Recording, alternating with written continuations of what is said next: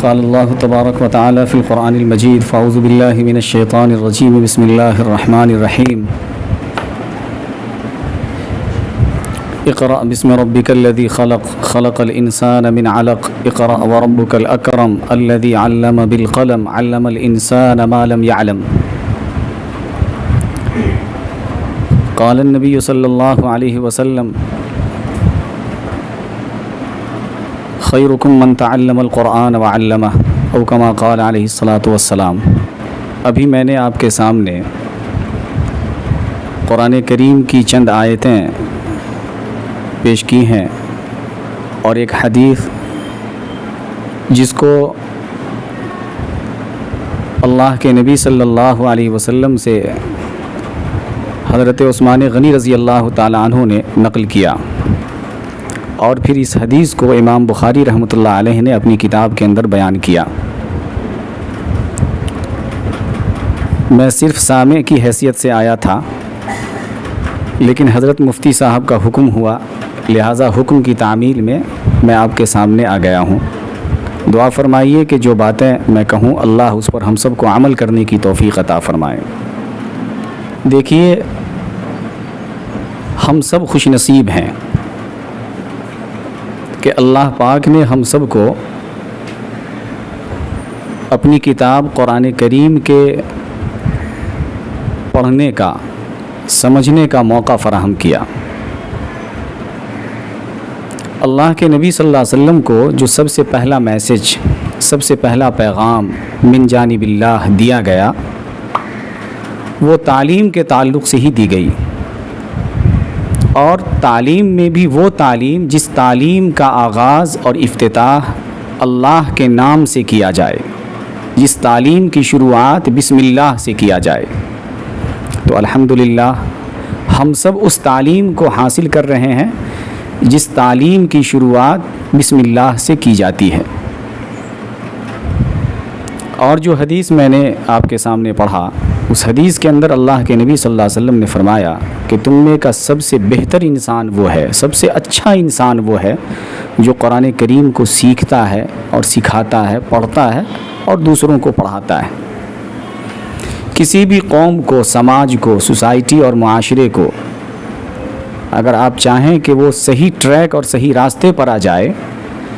تو اس کے لیے سب سے بنیادی اور بیسک چیز جو ہے وہ ہے تعلیم۔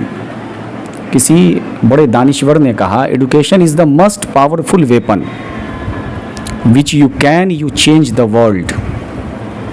تعلیم وہ ہتھیار ہے، وہ اسلحہ ہے،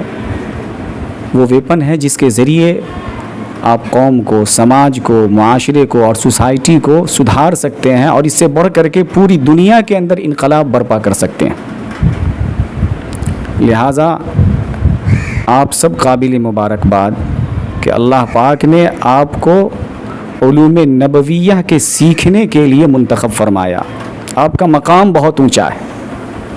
ہم تو دعا کرتے ہیں کہ اللہ تعالی حضرت مفتی صاحب کے سائے کو تا دیر قائم رکھے۔ ان کی جو فکر ہے اور ان کی جو محنت ہے، الحمدللہ وہ نظر آ رہی ہے، اور بہت ساری دیرینہ تمنائیں ہیں، آرزوئیں ہیں جو ابھی شرمندہ تعبیر ہونا باقی ہے۔ انشاءاللہ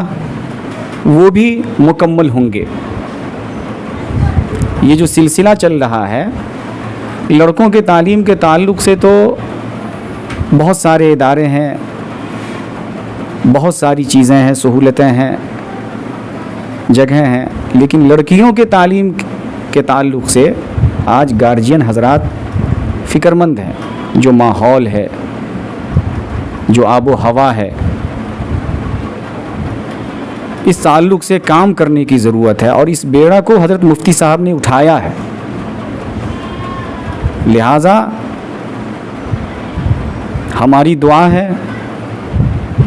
کہ اللہ تعالیٰ ان کو اپنے مقصد میں بھرپور کامیابی عطا فرمائے، اور آپ لوگ جو اس علوم نبویہ کو سیکھ رہے ہیں، تو یہ بہت بڑا علم ہے، بہت اونچا عمل ہے،